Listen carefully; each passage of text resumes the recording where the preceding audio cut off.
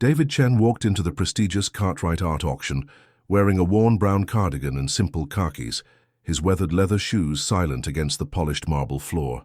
The crystal chandeliers cast warm light over the assembled crowd, of collectors and philanthropists, their designer gowns and tailored suits creating a sea of sophistication. He approached the registration desk, fumbling slightly with his old wallet. "Excuse me, I'd like to register for—" "Sir." The hostess's voice was sharp, cutting him off mid-sentence. Her perfectly manicured nail tapped against the marble counter. "This is a private charity auction. I think you might be looking for the community center across the street." "No, I'm here for the art auction. I've been following the Rothstein collection for months." Marcus Wellington, the event coordinator, approached with purposeful strides. His designer suit cost more than most people's monthly rent. "Is there a problem here, Jennifer? This gentleman seems confused about the venue," she whispered. Loud. Enough for nearby guests to hear. Marcus surveyed David from head to toe, his lip curling slightly. "I'm sorry, but we have strict protocols. Today's auction requires pre-approved registration and—" He paused, glancing at David's cardigan. "Appropriate." "Attire." The surrounding conversations quieted. All eyes turned toward the commotion. "I understand there are protocols," David said calmly, "but I assure you, I'm here to participate." Marcus leaned closer, lowering his voice but maintaining his condescending tone. "Between you and me, the buffet at the homeless shelter down the street is probably more suitable for someone in your position." A ripple of uncomfortable laughter passed through the nearby crowd. David's face reddened, but before he could respond, 2 security guards approached. "Please escort this gentleman out," Marcus instructed, with a dismissive wave. As David was gently but firmly guided toward the exit, he turned back once. His eyes met Marcus's for a brief moment, not with anger, but with something else. Something that might have worried Marcus if he'd been paying attention. "You might want to remember this moment," David said quietly as he reached the door. The morning hadn't started this way for David Chen. In his small apartment above his brother's tailor shop, he'd been grading art projects from his high school. Students. Each painting told a story of potential.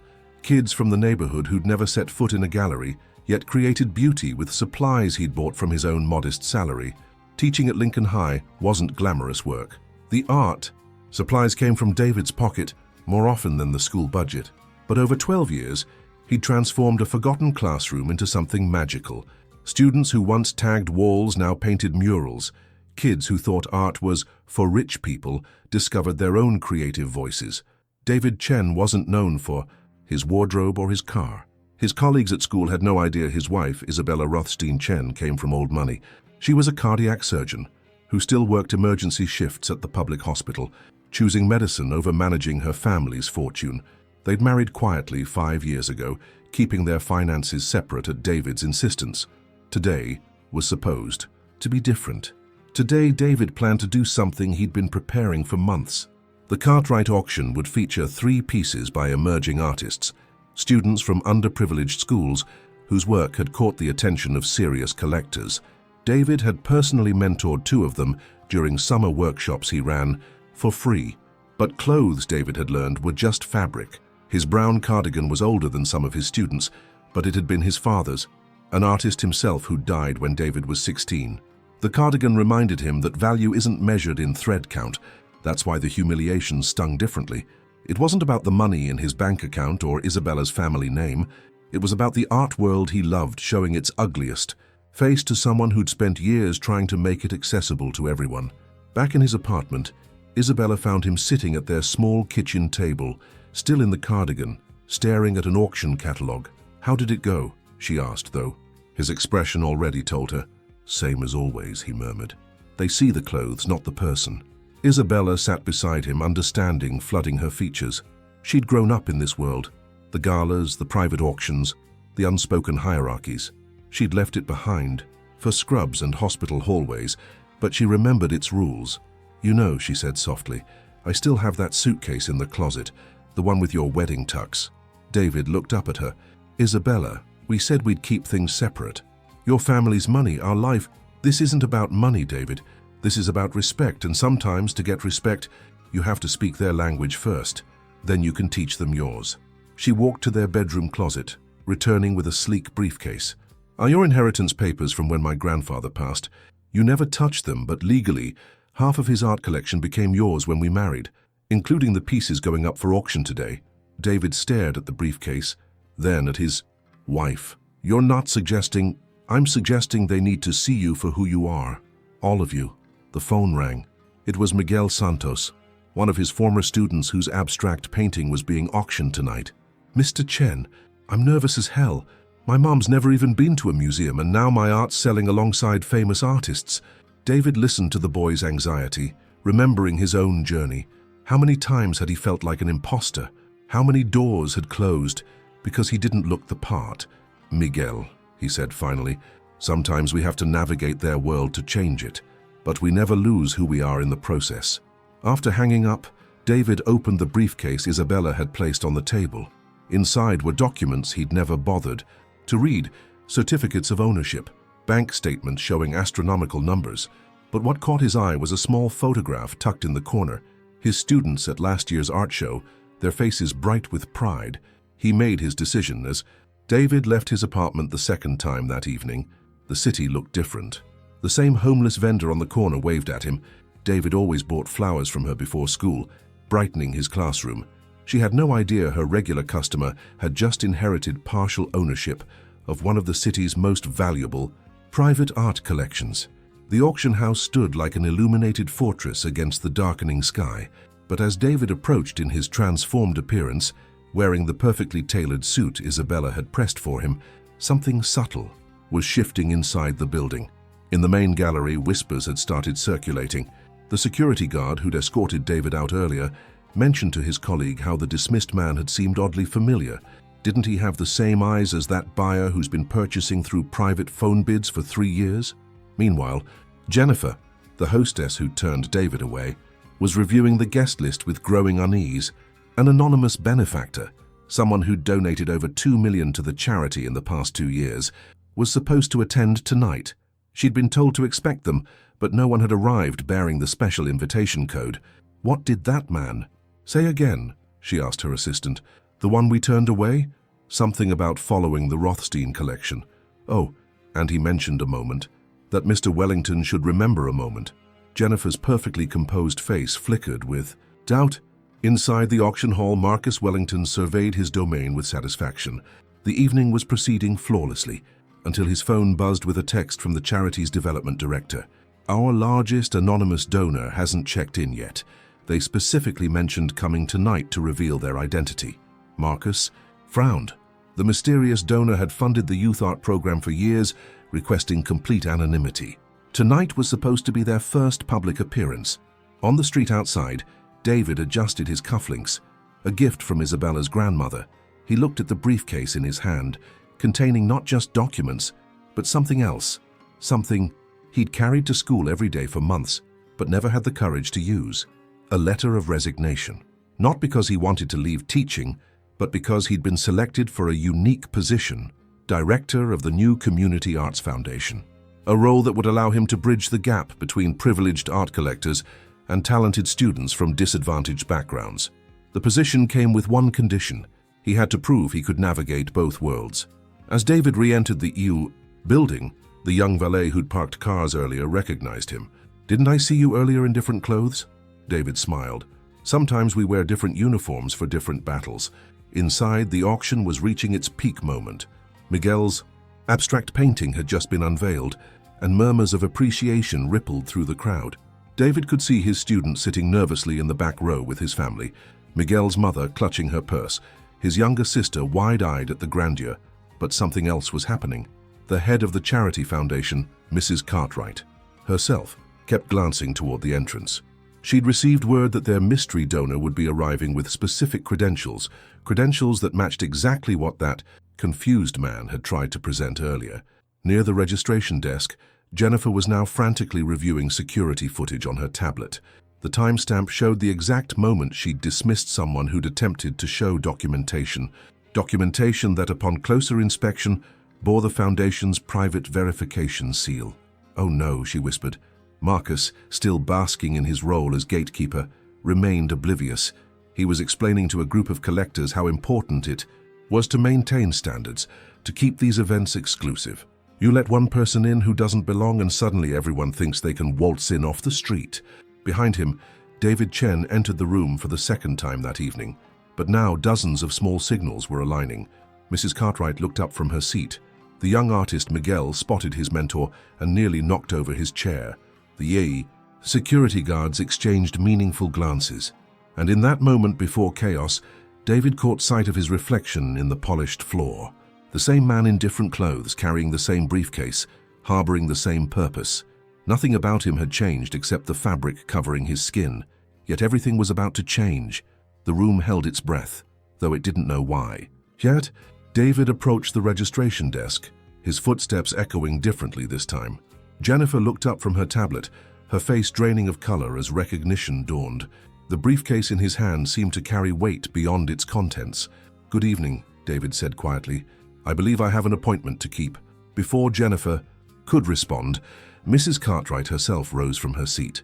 The elderly woman had founded the charity 40 years ago, dedicating her life to connecting art and community service. Her eyes moved from David's face to the briefcase, then back again. She began, her voice carrying across the suddenly quiet room. "The anonymous donor you've been expecting," David confirmed, opening the briefcase. He withdrew a folder of documents, but also something else, a small plastic badge. "Though I prefer David Chen, art teacher at Lincoln High." Marcus turned, sharply, his confident posture faltering. The pieces were connecting too quickly for him to process. The charity's largest benefactor, the man he'd just humiliated, the teacher who'd recommended 3 of tonight's featured artists. "This is impossible," Marcus stammered. You couldn't have—" "Oh, he could have," Miguel Santos interrupted, standing up from his seat. The nervous teenager David had spoken to earlier now found his voice. "Mr. Chen, is that why you asked me to be brave tonight? You knew you'd have to be brave too." The room's attention shifted to the young artist. His mother, still clutching her purse, looked between her son and David with growing understanding. David removed another document from his briefcase. "For the past 3 years, I've been purchasing art through private bids, then donating the pieces to schools and community centers. Tonight, I plan to reveal my identity and announce the Community Arts Foundation, a program linking collectors like yourselves with talented students like Miguel." He turned to face Marcus directly. "That's why I needed to be here. Not to buy art for private walls, but to build bridges between worlds that should never have been separated." Mrs. Cartwright approached, her eyes moist. "You're the teacher who's been sending us those progress reports, the one who pays for supplies out of your own salary. You're why we kept receiving anonymous donations that always seemed to know exactly what our programs needed." "My wife and I believe art shouldn't be a luxury," David continued. "It should be as accessible as education itself." He gestured to Miguel and 2 other young artists in attendance. "These 3 creators represent the future of art, not because they can afford gallery representation, but because they have something real to say." The transformation in the room was palpable. Collectors who moments ago had been whispering about the intrusion now leaned forward with genuine interest. Some recognized the irony. They'd been dismissing the very person whose anonymous generosity had funded the cause they claimed to support. Jennifer stepped forward, her earlier arrogance replaced by something approaching shame. "I apologize. Mr. Chen, I should have—" "You saw clothes instead of character," David interrupted gently. "It's a common mistake in this world, but tonight, I hope we can all see a little more clearly." He opened the briefcase wider, revealing not just legal documents, but photographs, images of his students working on art projects, community murals being unveiled in underprivileged neighborhoods, former gang members finding expression through canvas and clay. "This is why I'm here," David said, his voice carrying to every corner of the room. "Not to prove anything about money or status, but to prove that art doesn't care what we wear or where we come from. It only cares that we create, that we connect, that we see each other as we truly are." Marcus stood frozen, understanding dawning across his features. The man he'd judged so quickly had spent years quietly supporting the very cause he claimed to champion. The humiliation he'd inflicted had been on someone who'd dedicated his life to breaking down exactly these barriers. "But I don't understand," Marcus said weakly. "Why did you leave when I asked you to? Why didn't you just show these documents then?" David's response was measured, thoughtful. "Because I wanted to see if this world could recognize value without credentials, if we could judge character over clothing, if empathy might exist before evidence." The auction hall fell into profound silence. Not the uncomfortable quiet of earlier embarrassment, but the contemplative hush of people reassessing everything they thought they knew. And in that silence, something shifted, not just in the room, but in the very foundation of how these gathered. People might view their role in the art world going forward. The auction resumed, but the energy had fundamentally changed. What had been an exclusive gathering of social elites transformed into something more purposeful, more connected to the actual mission of the charity. David took a seat in the middle of the room, not in the back where he might have hidden, nor in the front reserved for major donors, but among the families of the young artists. Miguel's mother looked at him with tears in her eyes. "All this time," she whispered, "you were helping our children, and you never said anything about yourself. That's what teachers do," David replied simply. "We spotlight others." Marcus stood at the podium, the microphone trembling slightly in his hand. His usual theatrical confidence had evaporated, replaced by something far more human. "Before we proceed with tonight's auction," he began, "I need to address what happened earlier." His eyes found David in the crowd.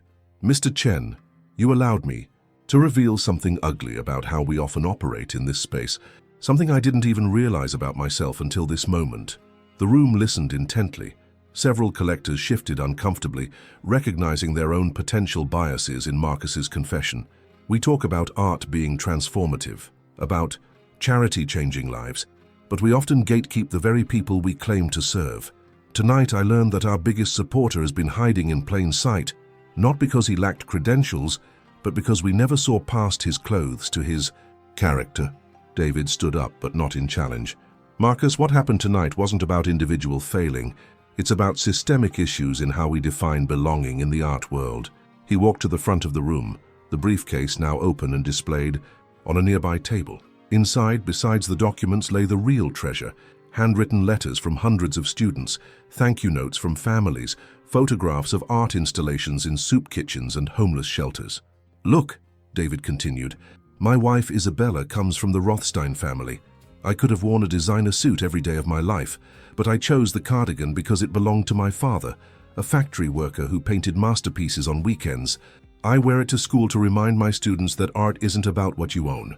It's about what you create with your heart and hands." Mrs. Cartwright joined them at the podium. "David, your Community Arts Foundation proposal, the one that came through anonymous channels, it's exactly what we've been hoping to implement. Would you be willing to make this partnership official tonight?" "On one condition," David replied, "that we make accessibility a core value, that we judge art by its impact, not the artist's postal code, that we remember why we fell in love with art in the first place." The collectors nodded, many understanding for the first time how their own exclusivity had been limiting the very cause they supported. "I propose we restructure our future auctions," David suggested. "Reserve spots for emerging artists from diverse backgrounds, create mentorship programs. Most importantly, never again let someone's appearance determine their worth in this space." Jennifer approached with a revised guest list. "Mr. Chen, could you help us identify other artists and educators who should be included in future events, people we might have overlooked? Everyone in this room should extend 3 invitations to someone who wouldn't otherwise attend," David proposed. "Let's actively diversify our perspective." One by one, the collectors began engaging with Miguel and the other young artists, asking about their processes, their inspirations, their dreams. The hierarchy of the room dissolved into genuine conversation. Marcus, humbled but not defeated, made one final announcement.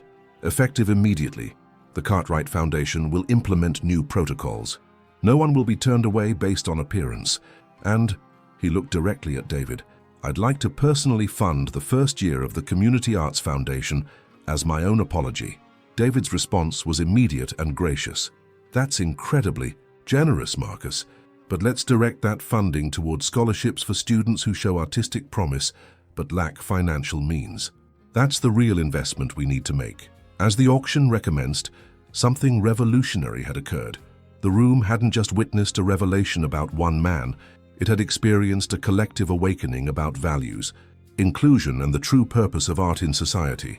The bidding for Miguel's painting reached unprecedented heights, not because collectors were showing off, but because they suddenly understood they were investing in potential, in dreams, in the future of art itself.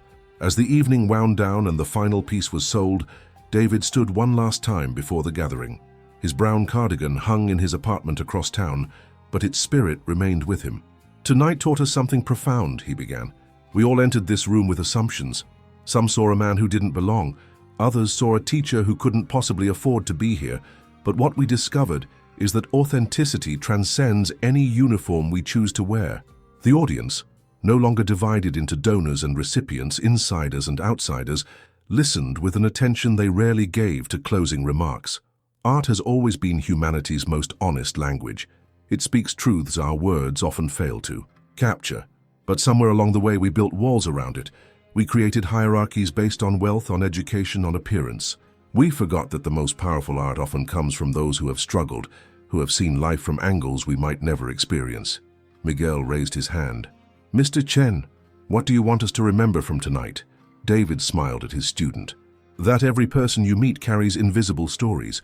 Some wear their wisdom in worn cardigans. Others hide their struggles behind designer suits. Some hold their future in calloused hands. Others carry their past in designer briefcases." He gestured to the room filled with art, from established masters to emerging voices. "These pieces on these walls, they're not just investments or decorations. They're invitations to see the world through someone else's eyes, to feel what they felt, to understand that beauty and meaning aren't purchased, they're recognized." Mrs. Cartwright joined him, her voice carrying the weight of decades in philanthropy. "Today we learned that charity isn't just about writing checks. It's about opening doors, challenging our own biases and creating spaces where talent can flourish, regardless of zip code or wardrobe choice." The room broke into applause, but it felt different from the polite acknowledgement typical of such events. This was recognition of a shared epiphany. As guests began to depart, they did so with more than the usual business cards and social connections. They left with homework, to examine their own assumptions, to seek out voices they'd previously overlooked, to use their privilege as bridges rather than barriers. Jennifer approached David as he prepared to leave. "I know this doesn't erase what happened earlier, but I've learned something tonight that I'll carry with me forever." "We all did," David replied kindly. "That's why I came back, not for revenge, but for revolution. Not to tear down, but to build across." Outside, Isabella waited in her modest Honda, not because they couldn't afford more, but because some choices are about values rather than means. As David settled into the passenger seat, she asked, "How did it feel?" "Like finally speaking, in my authentic voice," he said. "The cardigan and the suit, the art teacher and the philanthropist, they were always the same person. Tonight everyone else finally saw it too." They drove home through the city, past the homeless shelter Marcus had cruelly referenced, past Lincoln High, where Monday would bring new students with their own stories to tell. David thought about the young artists who'd witnessed tonight's transformation, about the collectors who'd reassessed their role in the artistic ecosystem, about the seeds of change planted in unexpected soil. The briefcase sat in the back seat, no longer a symbol of what divides, but of what connects us, our shared humanity, our capacity for growth, and our endless potential to see each other more clearly. Sometimes the most profound lessons come not from what we wear, but from what we're willing to risk, to remain true to who we are underneath. "You were right, Isabella," David said as they pulled into their building. "Sometimes you do have to speak their language first, but only so you can teach them yours."